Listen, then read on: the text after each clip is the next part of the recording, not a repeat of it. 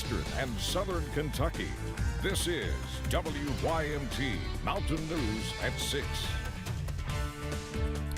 Our week started off with spring-like temperatures, but get ready for a change. Heavy rain could be on the way. It's a severe weather alert day. Meteorologist Evan Hatter has more on some soggy conditions this week. Evan? Yes, Steve, a spring-like start to the work week, and we keep the spring temperatures on into tomorrow. But unfortunately, we add in some spring showers and storms as well heading into the region for tomorrow. A flood watch in effect for just about everybody heading into the day tomorrow. The only exceptions are 5 southeastern counties plus Norton, Virginia. Just act like you're under that flood watch. You guys face a similar threat because we're going to be dealing with some heavy rain around the area, especially in our southern counties. High knob camera at this hour watching the clouds roll on in. Still a little bit of sunshine, though, as the sun sets out there. Mid-50s right now. Mountain Parkway at Slade as the sun sets. Still a little bit of sunshine, but we're going to see those clouds continue to work in as well. Low to mid-60s for most outside right now. Williamsburg already dipping into the upper 50s. They've seen a few more clouds this evening into the far southern reaches of the viewing area, and even a few showers trying to work their way in a little early. So places like Monticello and Somerset, maybe keep an eye to the western sky. You could have a few showers if you have any outdoor plans. Maybe a grill test run tonight because it is so nice outside. Just be aware of that. We're in the low 50s, though. Showers on the increase later on tonight as we continue to watch that system head our way. I'll have the latest on timing and totals coming up in just a few minutes. Steve? Evan, thank you. And next week marks 1 year since historic flooding hit eastern and parts of central Kentucky. Flooding put several of our communities underwater, including those in Breathitt, Lee, and Estill counties. Many homes and businesses were destroyed. Governor Andy Beshear declared a state of emergency, and FEMA was called in to help. In Estill County, water levels along the Kentucky River topped out at 41 feet, which is an all-time record for that county. While levels are not expected to get that high this week, the concern for flooding is growing. Adam Berniston is there and brings us the latest. For those that live in Estill County, flooding has become a more common occurrence and something they deal with every year. Still, every time waters rise, concern grows for low-lying areas that experience the flooding, and this week is one of those times again when residents and county officials are keeping a close eye on the forecast. If we get 4 inches of rain, we will have some flooding, and probably substantial flooding from that, considering that the ground is pretty wet. Now, you know, it's going to be a lot of runoff. Now, current water levels here along the Kentucky River in Estill County are just under 14 feet. But with all of the rain coming in this week, it's expected that the Kentucky River in the county will reach just under moderate flood stage, which is 25 feet. Moderate, we'll have a few more roads go under, and it will, at that point, start to cause some inconvenience to folks. They may have to find another route to wherever they're trying to get to. Unfortunately, county leaders say there isn't much they can do to mitigate these flooding issues, besides relying on federal programs, which can only really help by providing property buyouts. What you run into with those is, you know, you're asking a family who's lived here their entire life to just pack up and go, and it's not always the best answer for everyone. In Estill County, meteorologist Adam Berniston, WKYT. Riddle also wants to warn drivers this week that if you encounter any flooded roadways, it's important to never drive through them, as only a few inches of running water can sweep away your vehicle, and sometimes roads can be washed out underneath the floodwaters. Kentucky Power is awarding more than $200,000 in economic development grants to Eastern Kentucky partners. The Hazard Perry County Economic Development Alliance received a $25,000 grant. The E-Kentucky Advanced Manufacturing Institute, or ECAMI, received $100,000. And Cedar Incorporated and the Kentucky Association for Economic Development also received awards. If we can recruit business and industry to our service territory, then that really stabilizes the rates for everyone, especially our residential customers. Since 2016, the Kentucky Power Economic Growth Grant Program is funded by a $1 per month surcharge for commercial and industrial customers. They award about $700,000 a year. State and local leaders, along with Kinetic by Windstream, held a ribbon-cutting ceremony today in Knox County. WYMT's Chas Jenkins has more on their announcement. The completion of a 49-mile broadband expansion project. I consider it a critical infrastructure.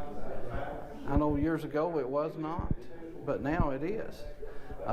It connects us, Knox County, with the world. State leaders calling it a solid partnership with Kinetic by Windstream. We're very excited to see what they're doing with their own dollars, but it will be greater returns when they start matching up their dollars with the state and federal dollars to provide broadband. Giving Knox County a level playing field. If we've got connectivity through broadband, we're the same as any place else in the United States or the world as far as that goes that has connectivity. Allowing better tourism opportunities for the area and giving people a reason to stay. That's something that we've worked on quite a bit to promote and looking at doing quite a bit more with that, and this is going to be a vital part of helping. Providing an affordable option for better internet. Knowing that the investment they're doing is the predicate or the table setter for more investment that we're going to somewhat subsidize, it makes it affordable for more people. Connecting Eastern Kentuckians to each other and the world. In Knox County, Chas Jenkins, WYMT Mountain News. Stiver says the expansion will allow better internet for around 5,000 local homes and businesses. Several bills are making their way through the General Assembly to change Kentucky's cannabis laws. Senator Morgan McGarvey proposed a bill that would legalize both medical and recreational use. He says it's long overdue and would generate nearly $100 million in tax revenue each year. We spoke with the owner of Total CBD, who said legalizing it would be a game changer for everyone. Well, it's kind of a roller coaster. You know, sometimes you think we can get it over the finish line, and sometimes we can't. And everything that Kentucky needs from a huge financial economic impact, it's all right there with medical and with recreational. That bill has a long journey ahead to clear through Kentucky's Republican supermajority legislature. The Jackson Police Department says Main Street is reopened after being closed for much of the day. Officials said the closing was related to a house fire on Smith Lane this morning. No injuries were reported, and we were told the home was abandoned. The investigation into what caused the fire is ongoing. The governor's Team Kentucky Nursing Advisory Committee met today to discuss the challenges contributing to the nursing shortage in the state. The group is made up of professors, healthcare officials, along with several nursing organizations. The group says some of the biggest things that can change the supply and retention of nurses are quality of patient care and improving education. They will work on creating a final report to send to the governor's office that includes potential solutions and work state leaders can do to help. After the pandemic caused classrooms around the globe to rely on virtual means of education, Donate Life KY created a virtual program to help students learn more about the importance of organ donation. Donate Life's Life is Cool virtual program is geared towards students from 3rd to 5th grades. This program teaches students state-approved science curriculum, all while informing students on how healthy decisions early on can impact their lives in the future. So the idea is that they go online to lifeiscoolky.org, and while they are there, they are presented with a map. On this map, there's the different places they can stop along their Life is Cool adventure, and each stop has a different theme. So one of them is the heart, the lungs, nutrition, exercise, and wrapping it up, the 10th station is donation and transplant and registering as a donor. Poole adds that the program is free and is designed for public school students, private school students, as well as those who are homeschooled. Kentucky's COVID-19 cases continue to drop, hitting a low not seen in about 2 months. Here's a look now at the state's COVID report today. Kentucky added only 969 new cases today and 21 new deaths. The positivity rate is now down to 12.74%. As the COVID pandemic continues, schools across the region are revisiting mask mandates, with some districts placing the decision of masking in the hands of families. WYMT's Buddy Forbes has a mandate update from the schools in Pike County.